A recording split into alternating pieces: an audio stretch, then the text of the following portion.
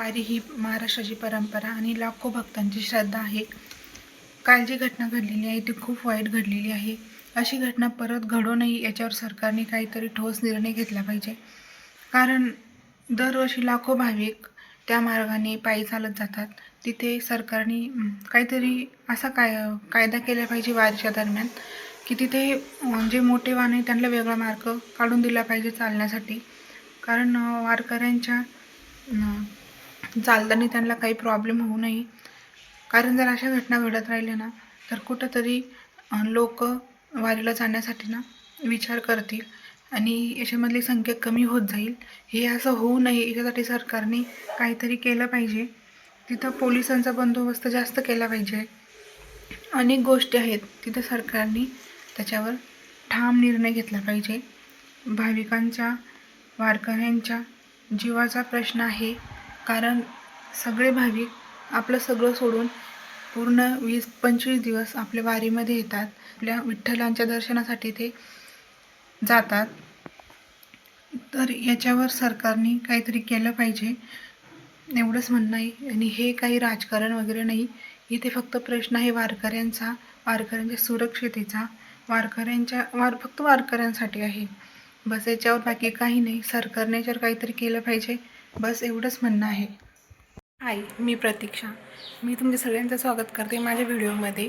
आणि आज ऑफिसला गेलेले आहेत. आता इथून पुढं मी काय करणार आहे हे तुमच्या सगळ्यांसोबत शेअर करणार आहे. तर तुम्ही नक्की शेवटपर्यंत माझा व्हिडिओ बघत राहा.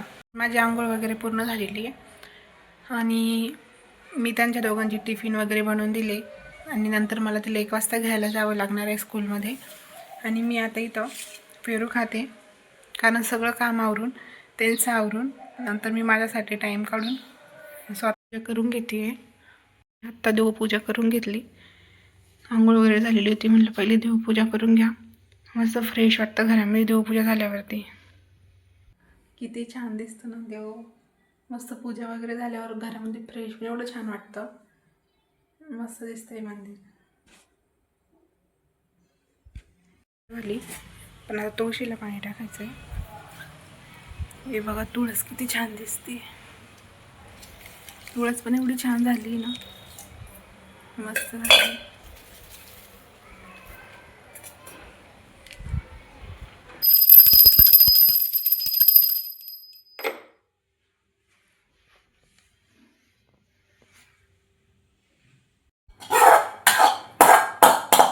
आता आवरायचं आहे किचनमधलं. पहिले भाजी वगैरे काढून घेते. मी वांग्याची भाजी बनवली होती टिफिनसाठी पिऊला पण, आणि ते पण जेवण करून गेलेले ऑफिसला. तर जी भाजी उरलेली आहे ती एकदा काढून घ्यायची म्हणजे सगळे भांडे रिकामे होऊन जाते आणि मग घासायला पूर्ण मोकळं होऊन जातं. एकदा भांडे घासले का ते डायरेक्ट संध्याकाळी स्वयंपाक करायचा आणि मग त्याच्यानंतरच जेवणाचे त्याचे भांडे असते घासायला.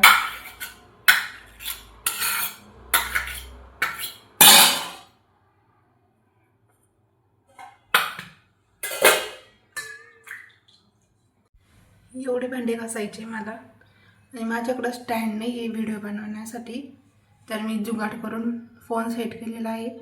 आता मी एवढे पूर्ण भांडे घासून घेते.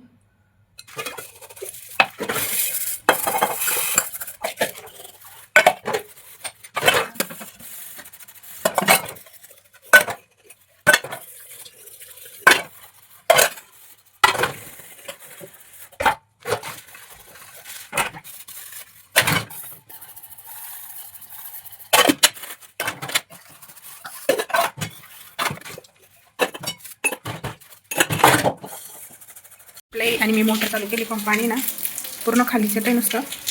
तर मला वरती जाऊन बघावं लागेल की टाकीमधली नळी खाली पडली का काय. काम किती काम वाटते. आता 12 वाजले आणि मला 1 वाजता पिऊला घ्यायला पण जायचं आहे. वरती चढते मी या सीडीवरून. सीडी जर तुटली तर गेली मी. बाई, ही सीडी कोणती नळी आहे मी बघते.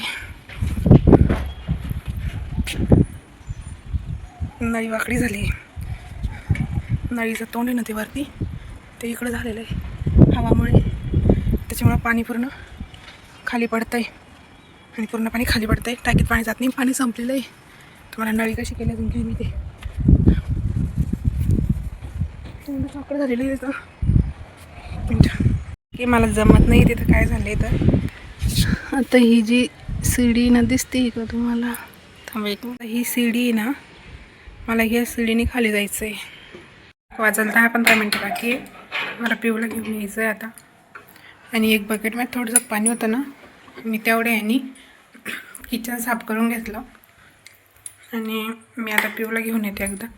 ती जर घरी आली ना तर बाप एवढा राटा चालतो तिचा मग, आणि परेशान पण खूप जास्त करते.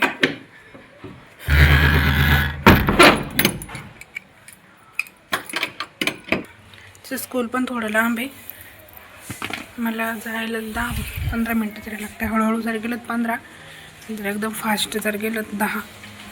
पण आता ऊन पण एवढं पडतं आहे ना, डायरेक्ट घबराट व्हायला लागते फास्ट चालला तर. खूप जास्त ऊन आहे.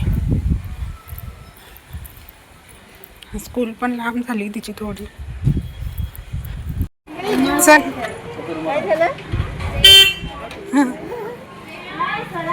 चल येऊ. ए कुठे पळते साबरे? घेऊन आली मी स्कूलमधून आणि ती झोपली पण इकडे. ती स्कूलमधून आली, ड्रेस पण तिने चेंज नाही केला. आली तशी तिला ती मी बोलत होती, बोलता बोलता मी कॉलर बोलत होती माझ्या मम्मीसोबत, आणि ती बोलता बोलता झोपून गेली. मी जेवण करते आता. मी सकाळचं जेवण हातची पुसून घेतली मी आता.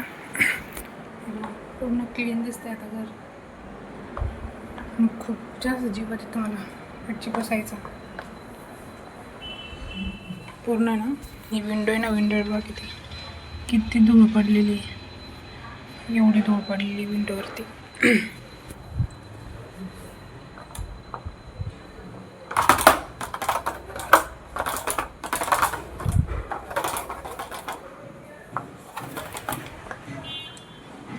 छान दिसतं पुसला की एकदम साफ. वाटा पण पूर्ण खराब झाला, पूर्ण वाटा साफ करून घेते मी. क्लीन झाले बघा, वाटा किती छान दिसतंय आता. घर पण आतमध्ये इकडे किचन, पुन्हा बेडरूम वगैरे सगळं क्लीन केलं आहे. उठ ना, स्कूलचा ड्रेस घालूनच झोपली तो. हां एवढी झोप येते तुला? उठ ना मग आता. नाही काऊन? उठ ना. ती बोर झाली आता. भूक नाही लागली का? तू जेवली पण नाही, तशीच झोपून राहिली. जस्ट पिऊचं पार्सल आलेलं आहे आणि पिऊ जाम खुश आहे. हो ना? कोणतं पार्सल? तुला माहित नाही? जाऊ दे मग. काही पार्सल नाही आलेलं आहे. आलेलं कुठे? कुठे कुठे कुठे कुठे कुठे? पिऊला पार्सल ना खूप आवडते. हा, तिला तर ड्रेस म्हणलं तर तिच्या जीवाचे जाते बाबा. आणि पिऊचं पार्सल आहे. टन टन टन टन टन. मी दाखवते खोलून. पिऊला मी ड्रेस मागवलेला आहे आणि खूप छान आहे. आले तर आहे, नाही तर बघू. कारण तिला साईजचा खूप प्रॉब्लेम येतो, कारण तिची तब्येत बारीक आहे ना. तिला तिच्या साईजचे कपडे देत नाही. तिला तर खूप तिची आता ते एज आहे ना, त्या एजनुसार तिला 2 वर्ष दीड वर्ष तरी खालीच ड्रेस पाहिजे. चला मी दाखवते. तर पिऊचं पार्सल आहे. हा पार्सल आम्ही ओपन करणार आहे. Yes yes. आणि या आहे शॉर्ट ड्रेस. पिऊला असा शॉर्ट ड्रेस पाहिजे होता. हे आहे टॉप आणि स्कर्ट. टॉप आणि स्कर्ट. आणि तुम्हाला दाखवलं की चेंज करू. तुझा ड्रेस आहे छान आहे का पिऊ? आवडला तुला ड्रेस? अच्छा, तुला असं ड्रेस पाहिजे होता ना?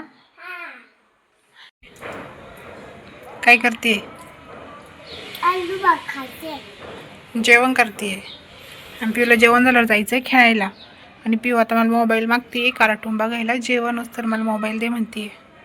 हो ना मम्मा तिला वापस दिल्यावर संपला तर मग जेवण करताना मोबाईल बघते का? तू काहून असं करते?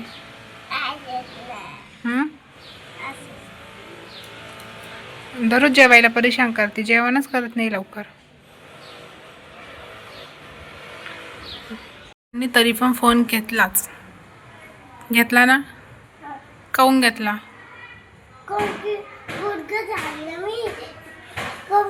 तिखट खाल्लं ना. तिखट खाल्ला म्हणून फोन घेतला का? आता बाहेर खेळायला. तिचं जेवण वगैरे झालं, ती बाहेर खेळायला गेली.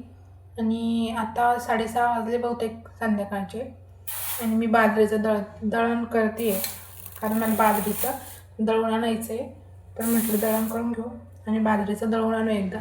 कारण चपात्या खाऊन ना खूप कंटाळा आला आहे. चपात्या खा पण नाही वाटते. आता पावसाळा चालू झाला आहे, तर पावसाळ्यामध्ये गरम वस्तू खाल्ल्या पाहिजे. आणि बाजरीची भाकर खूप छान असते. तसं मी नाचणीचं पण दळून आणलेलं आहे. आणि पण ते नाचणीची भाकर करायला मला काही जमत नाही. कारण होतं असं ना, ते तुटूनच जाते माझ्याकडून. मग मी एकदा दोनदा थोडं वेगळं दळून आणलं होतं ना. म्हणजे मी नाचणीचं थोडं ते खिसी घेऊन खाण्यासाठी दळून आणलं होतं. आणि थोडं त्याच्यामध्ये ज्वारी टाकून मग ते दळून आणलं होतं. पण ते काय केलं गिरणीवाल्याने, खूप जाड दळून दिलं आणि ते चिकट झालंच नाही. ती भाकरी ना पूर्ण तुटून जाते. त्याच्यामुळं आता मी बाजरीचं दळून आणते. कारण बाजरीची भाकर आणि त्याच्यासोबत कोणती पण मसाल्याची भाजी खूप छान लागते. जे बाजरीचं दळण केलं ना मी, त्याच्यामध्ये ना पूर्ण एवढी घाण निघलेली आहे. घाण नाही म्हटलं जाणार, फक्त बारीक बाजरी आहे. तर मी ते पिशवीमध्ये टाकून ठेवते. कारण जेव्हा कचरा गाडी येईल ना, तेव्हा मी कचऱ्याच्या गाडीत देऊन टाकेन. मग ते कचरा गाडीवाले ना बहुतेक ते म्हणजे गायींना वगैरे घेऊन जातात, ते असं म्हणतात. तर त्याच्यामुळेच जे चपात्या वगैरे उरलेल्या असल्या ना, त्या पण मी देऊन टाकत असते. आणि जो मी सकाळी पेरू खाल्ला होता ना, तो पेरू एवढा होता. तरी मी अर्धा खाल्ले काय पिऊनी मी, आणि अर्धा एवढा आहे परत. किती मोठा आहे बघा. एवढ्याला चालली या पिशवीमध्ये मी दळण घेतलं. आणि मी इथेच व्हिडिओचा एंड करते. तुम्हाला सगळ्यांना व्हिडिओ कसा वाटला कमेंट करून नक्की सांगा. जर व्हिडिओ आवडला असेल तर लाईक करा, शेअर करा आणि चॅनलला सबस्क्राईब करा. बाय.